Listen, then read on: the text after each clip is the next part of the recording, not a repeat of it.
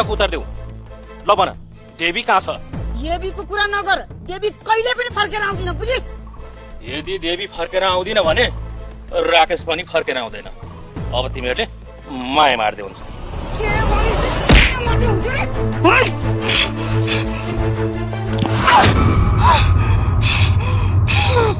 मेरो कुरा कान खोलेर सुन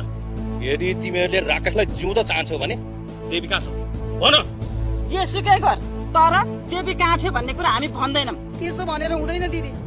मेरो छोरोको जीवन धरापमा परेको छ मेरो छोरो जसरी भए पनि चाहियो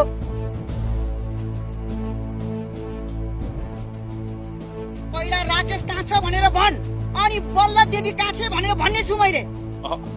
यो हुँदैन अब राकेशको माया मार्दा हुन्छ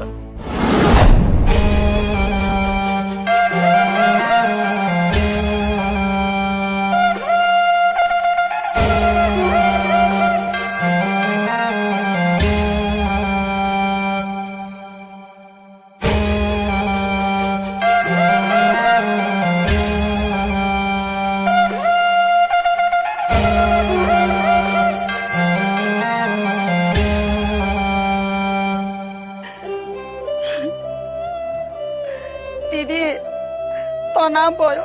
मेरो छोरा राकेशलाई कहाँ पुर्यायो होला यसले केही गर्न सक्दैन के नात नाततिर के गर्नु दिदी